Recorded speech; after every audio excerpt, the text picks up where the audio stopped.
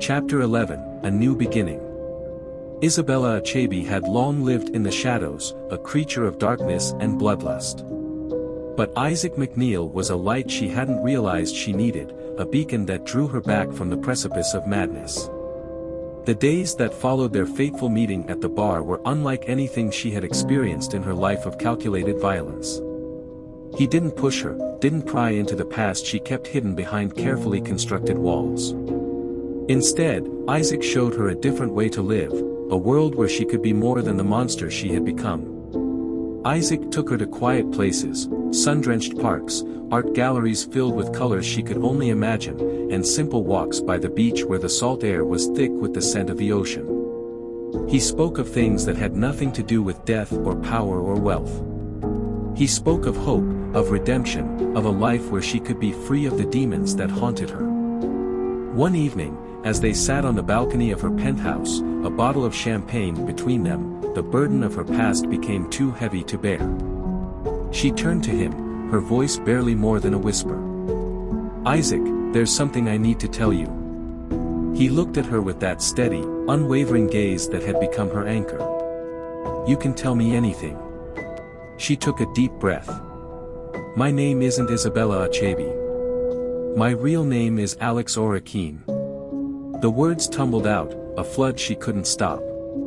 She told him everything, about the countless lives she had taken, the bodies she had left behind, and the insatiable hunger that had driven her for years.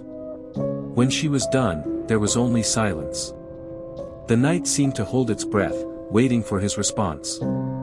She watched him, waiting for the moment when he would recoil in horror, reach for his phone, and call the police. But Isaac didn't move.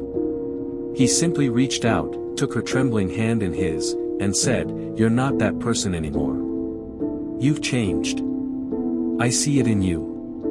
The tears she hadn't allowed herself to cry for years finally spilled over. She didn't understand why he wasn't afraid, why he hadn't turned away. But in his eyes, she saw something she hadn't seen in a long time, acceptance. A night of passion. That night, they went back to her penthouse, but it was different. The air was charged with something she hadn't felt before, a mixture of fear, relief, and an overwhelming desire to be close to the one person who had seen her darkness and stayed. Isaac kissed her slowly, tenderly, as if he was determined to make her feel every brush of his lips, every touch of his hands. For the first time, she didn't feel like she was losing control. Instead, she surrendered to it. She let him undress her, piece by piece, until she was laid bare before him, not just in body, but in soul. When he entered her, it was as if something inside her broke open, a dam that had held back years of pain and longing.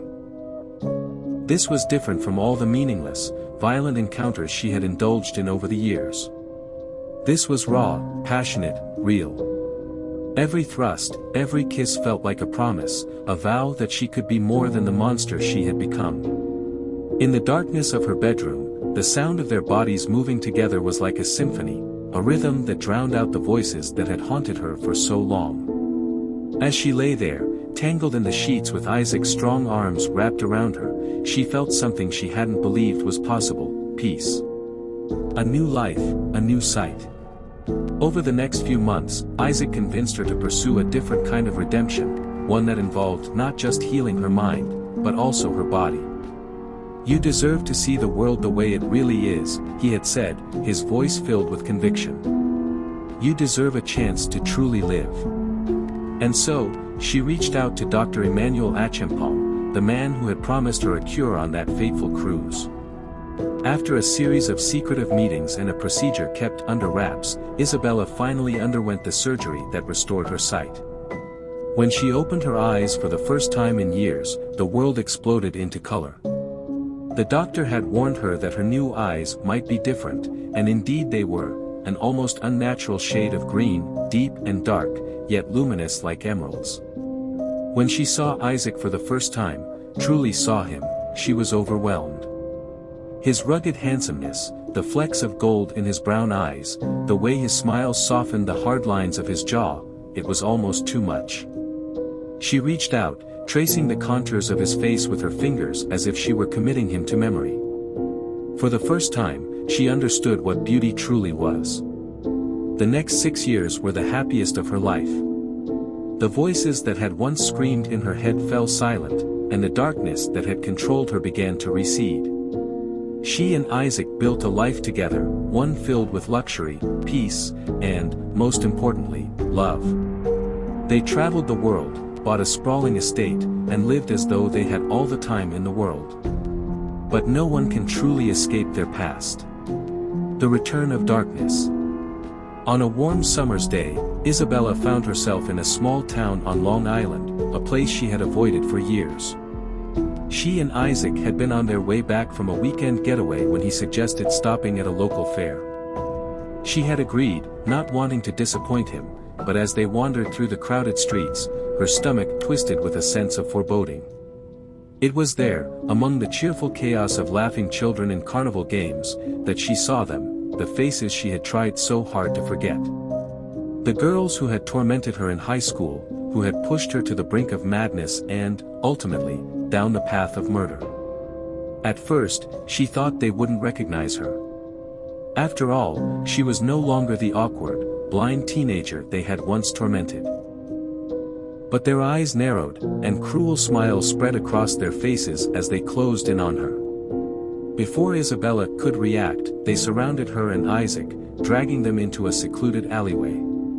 The air was thick with the stench of garbage and decay, and for the first time in years, she felt the icy grip of fear. "Isn't this a blast from the past?" one of them sneered, her voice dripping with venom. "We heard you were living the high life now, Isabella, or should I say Alex?" Before she could respond, they attacked. It was brutal, merciless. They held her down, laughing as they poured acid over her eyes, the searing pain blinding her once more. She screamed, thrashing against their grip, but they were too strong, too many. The agony was blinding, unbearable. And then, through the haze of pain, she heard Isaac's screams. They had turned on him next, knives flashing in the dim light. They stabbed him in the groin, laughing as they tore the blade upward, splitting him open from his stomach to his throat. His blood sprayed across her face, warm and sticky, mixing with her tears. The world went black again, but this time, it wasn't just her vision. It was her soul. The light Isaac had brought into her life, the peace she had fought so hard to maintain, was snuffed out in an instant.